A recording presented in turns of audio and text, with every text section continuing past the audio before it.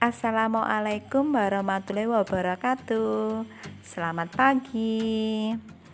Jumpa lagi dengan Bu Eni. Mari kita belajar bersama-sama. Hari ini kita belajar tema 6 menuju masyarakat sejahtera, subtema 1 masyarakat peduli lingkungan, pembelajaran 2. Sudah siap anak-anak? Mari kita mulai. Perhatikan gambar berikut. Siti dan keluarga sebagai warga masyarakat yang baik selalu membuang sampah pada tempatnya. Siti dan keluarga sangat peduli dengan lingkungan rumahnya. Di depan rumah Siti dipasang tempat sampah untuk sampah basah maupun sampah kering. Orang yang lewat di depan rumah Siti pun boleh membuang sampah di tempat sampah itu. Banyak perilaku yang dapat kita perbuat untuk peduli lingkungan. Lingkungan yang bersih, asri, dan sehat merupakan jembatan bagi masyarakatnya untuk menuju hidup sejahtera. Sekarang mari kita simak bacaan berikut. Kampung Rawajati. Di Kampung Hijau Rawajati, selain peduli untuk membuat lingkungan hijau oleh tanaman, terlihat juga kesadaran warga yang cukup tinggi untuk andil terhadap pengelolaan sampah dengan bijak. Sebuah sentra pengumpulan sampah disediakan di area kampung untuk menampung aneka sampah rumah tangga. Para ibu turut andil dengan memisahkan sampah dapur seperti kulit bawang, batang sayuran, kulit buah, dan kulit telur, kemudian dikumpulkan di sentra bersama dengan sampah kebun. Campuran sampah dapur dan sampah kebun dari warga kemudian diolah menjadi kompos. Setiap warga diperbolehkan mengambil kompos untuk penyubur tanaman. Apa yang dilakukan warga Kampung Rawajati terhadap sampah konsumsi? Sampah konsumsi ada yang berupa sampah organik. Sampah organik adalah sampah yang berasal dari sisa makhluk hidup yang terdapat di alam seperti tumbuhan dan hewan, serta berbagai hasil olahannya sehingga dapat terurai secara alami. Sampah organik termasuk sampah yang ramah lingkungan. Di Kampung Rawajati tidak akan ditemukan gunungan sampah sisa makanan yang menimbulkan aroma tidak sedap. Mengapa demikian? Beberapa warga memiliki lubang biopori atau lubang resapan di halaman rumah. Sampah sisa makanan tiap hari dituang ke dalam lubang biopori dan dibiarkan membusuk di sana. Ketika kelak membusuk, sampah-sampah tersebut akan menjadi penyubur tanaman di sekitarnya. Ada juga sampah konsumsi berupa sampah anorganik, yaitu sampah yang tidak akan dapat terurai oleh bakteri secara alami. Beberapa contoh sampah anorganik adalah sampah-sampah plastik yang kita gunakan dalam kehidupan sehari-hari, seperti botol kemasan plastik, botol kaca, besi, serta barang tak terpakai lainnya.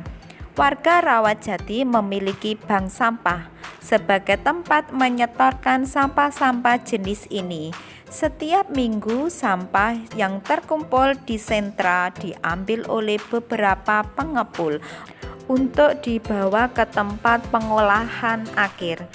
Pengelola bank sampah mengeluarkan daftar harga beli untuk tiap kilogram sampah yang disetorkan warga. Semakin banyak warga menyetorkan sampah, tentu semakin bertambah pula saldo tabungan sampahnya.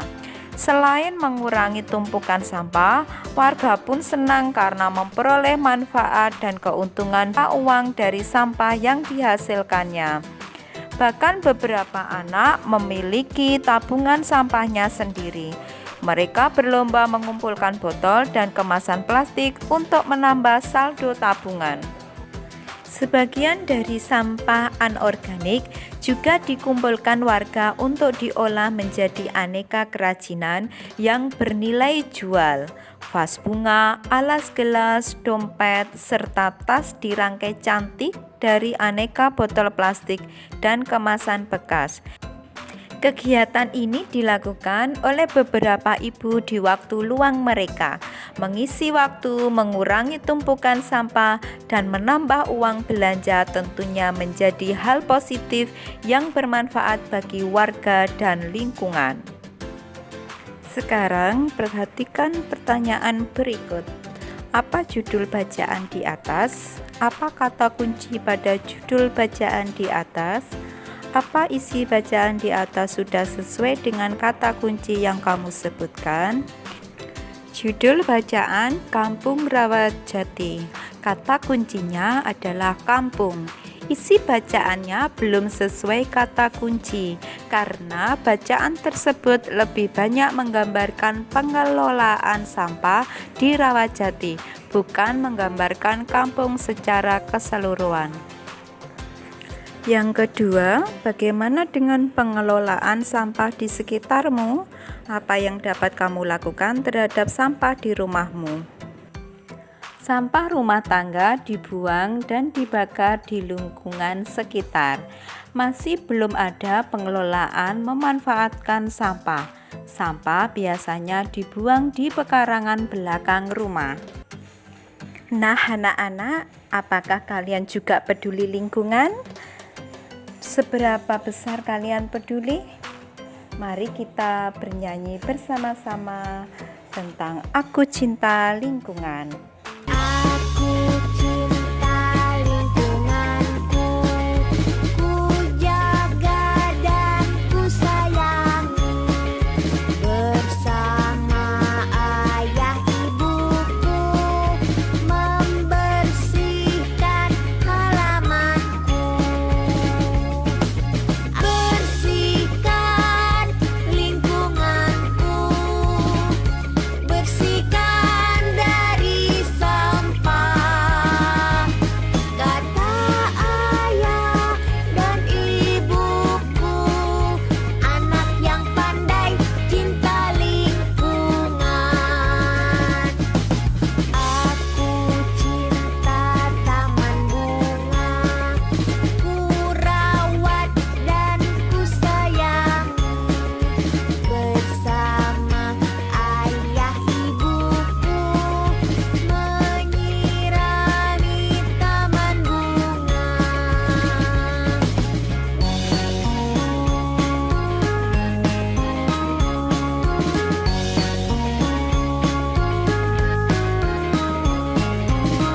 Aku cinta lingkunganku, ku jaga dan ku sayangi.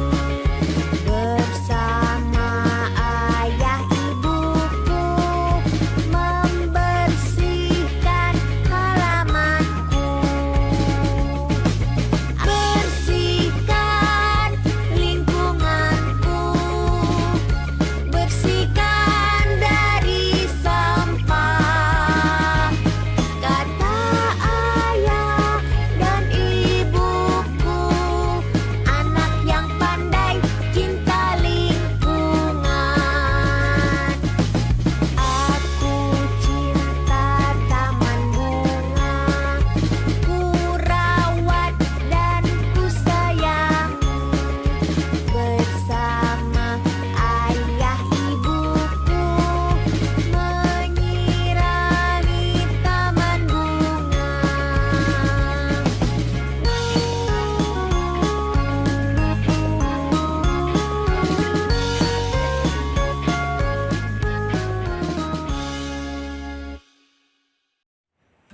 Bagaimana anak-anak?